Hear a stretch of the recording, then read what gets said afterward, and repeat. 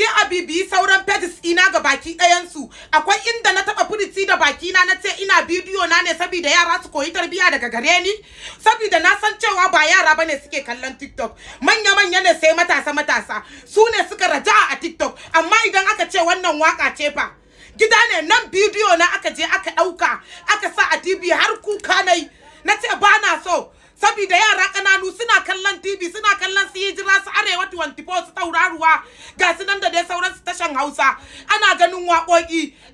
Wata irin kalan waka ce ba a sawa a nan? Sannan shine har mutum zai zo ya kada baki ya ringa magana akan wanda yake yin TikTok a matsayinka na jarumi, celebrity. Wannan ba wayewa bace ba. Kuma idan shawara aka baka ka sani akwai fans ɗinka, ni ma ina ɗaya daga cikin fans ɗinka, amma duk ba a duba wannan ba, kuma ba kowa bane ba suka fi kaurin suna a cikin TikTok ɗin nan, mu ne. Amma mu ba mu fito mun taɓa yin raddi akai ko wani. A kwanan nan akwai waƙar da ta yi trending ɗin da sai da aka yi Allah wadarai a garin Kano. Waye bai santa ba ma Kano ba, Arewa da kewayenta. In gallo sanadin wannan waƙar akwai yarinyar da aka janyo ake ce mata ba ta da lafiya. Akan sanadin ta waƙoƙi nawa idan za a faɗi ire-iren wa'annan waƙoƙin sun fi guda 10 da aka yi su. Waƙoƙin su kankana da aka yi da waƙoƙin su meye ga su nan, yarinya kaza za ta yada zane za ta yi wane ne. Ita tarbiyya ce ko kuma ina yanda aka yi? Da har za a zo ana magana akan wanda yake yin TikTok. Na farko dan TikTok idan iskanci kake so, reason idan kana son ka kalla iskanci a TikTok, idan ka ga dan iska to ka tsaya ka saurari me yake cewa. Gobe za su watso maka shi ko ka shiga page ɗinsa. Amma idan ka gan shi baka saurare shi ba fa, gidan TV fa za a kai waka. To dan Allah dan Annabi duk inda babba yake ya ja girman sa. Babba ya ja girman sa, yaro kuma ya ja kankantarsa. Kasancewa sama kake da mu. Duk abin da kasancewa zaka iya shafe mu, kar ka sake ma ka fara shigar sa. Saboda duk inskancin mu da rashin kunyan mu da duk abin da muke da fitsara, alhamdulillah ba mu shiga sabga kowa ba. Ba mu shiga sabga kowa ba, ta muke yi. To sauran ma Umar M Sharif an san shi a waka fiye da kai. Ga su nan kata idan za a dinga faɗo su. Amma sun fito suna irin wannan waƙoƙin akai. So me zan ce? Okay, kenan ana tsayawa a lura da ɗan iska. Ana tsayawa a kula da ɗan iska.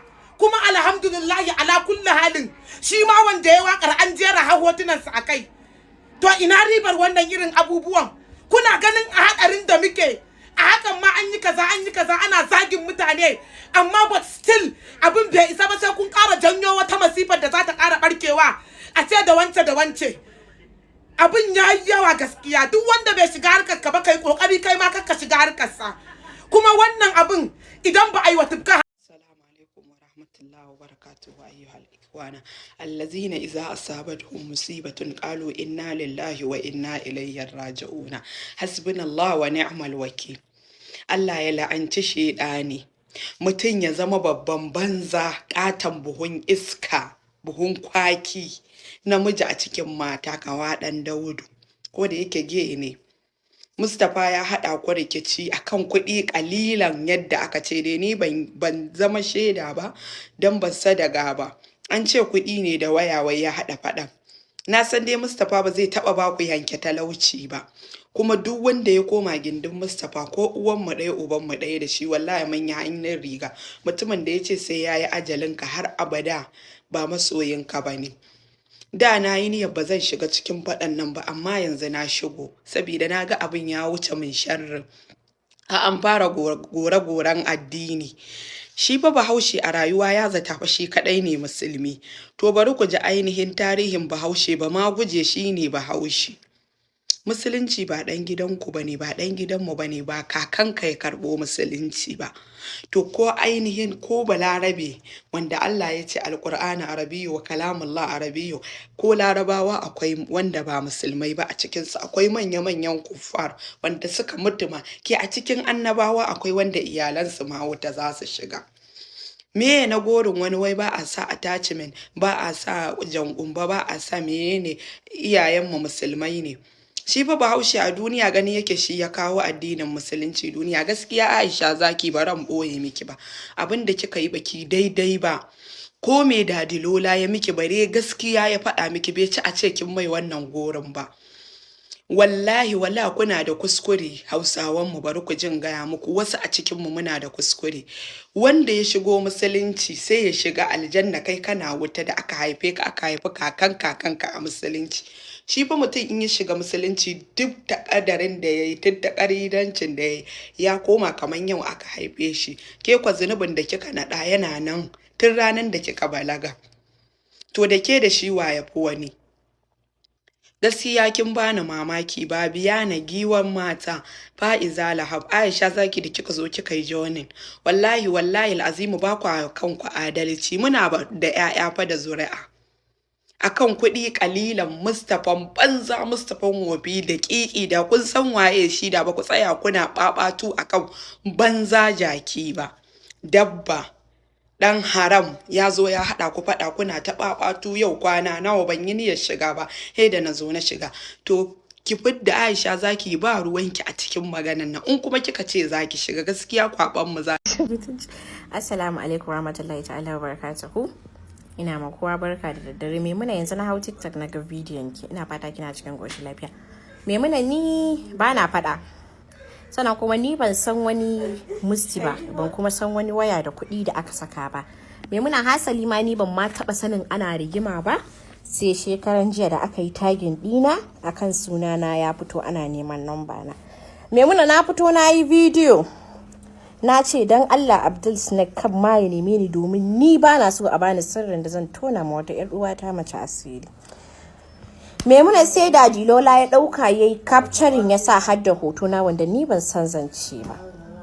Dady Lola bai kira ni a waya ba, yanda ya min video haka na mai video na maida mishi. Na ce mishi dan Allah ya cire ni a cikin wannan abun, babu ni. Dady Lola ya daga waya ya kira ni private, muka yi waya lafiya lau. Dady Lola ya sauke waya. Na tashi yau da safe sai na ga bidiyon Dady Lola. Ki je ki bincika. Ki binciki ni ma me nace a gurin. Daga nan ne Dady Lola ya mun gori akan mahaifiyata. Maimuna uwa ta fi uwa ne? Maimuna uwa bata fi uwa ba. Hasali gorin da yake min na jefar zinni da uwata, wanda kuma shi idan aka tsaida shi a gaban ubangiji ba shi da shaida, kuma yake zagin mijin babata. Maimuna ki gaya min, ni ban zagi musulunci ba, ban kuma yi masa gori don wani abu ba, domin shi ya fara mun gori. Ni ba na faɗa. Duk wanda ya ce miki ni ina faɗa da shi, ni Aisha Zaki, ƙarya yake min. Ban san wani abu nakin musti ba, ban san komai a kai ba. Hasali ma ni ba na ganin 'yan arewanmu sosai yanzu kwanakin nan. Maimuna uwa ta fi uwa da zaki ce na baki mamaki. Ke ma kaman yadda bai kira ni ta private ya min magana ba, kika yi min video. Ke ma shi yasa na miki video. Da kin biyo ni kina da namba na, muna ganin status din juna. Wata rana za mu gaisa su ɗaya su biyu. Kika mun magana. Ko da ni ke da gaskiya, muna zan iya cewa a yi haƙuri na yi laifi. Ko da ni ce ban da gaskiya kai, zan iya cewa muna a yi haƙuri na yi laifi. Muna sai kika biyo ta bidiyo. Maimuna ni ba zan faɗa da ke ba, kin ce kin shiga faɗa. Maimuna ni na kwanta.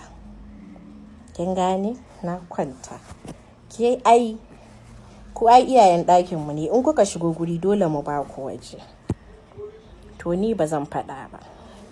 In dai kin shiga wannan faɗan to ki tsaya min. Na barki. Wai in kuna da tsohuwar gaba, da mutum jira kawai yake. Dama an ce wai mai neman kuka an jefe shi da totuwa.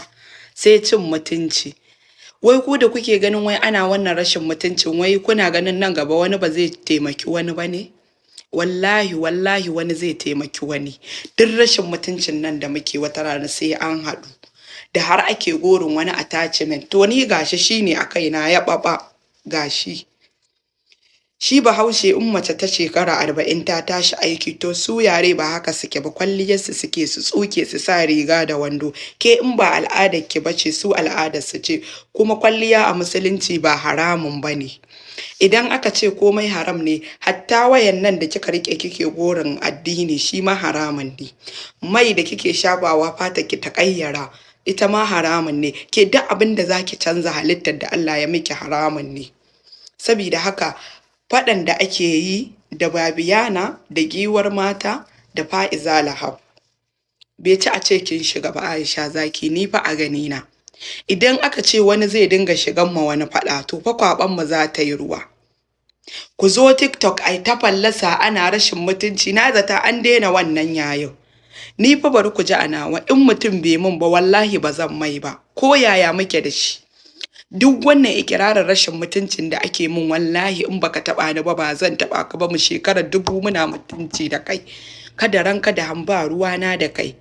Amma wannan tijara har na menene, an ba ku haƙuri, na bi ku WhatsApp, na ba ku haƙuri, na bi wannan kun ki ku ji.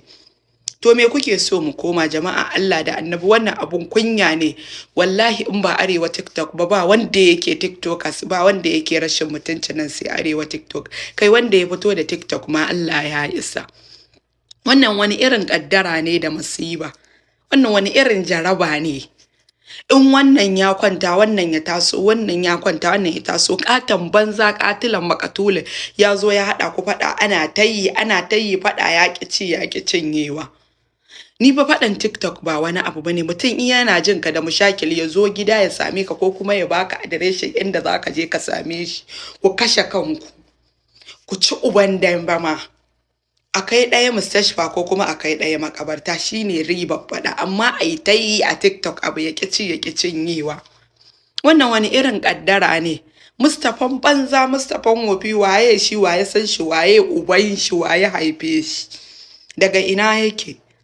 Subhanallah wa bihamdihi adada khalqi wa rida nafsi wa zinatal arshi wa midadin kalmati. Haba jama'a, wannan wani irin masiba ne.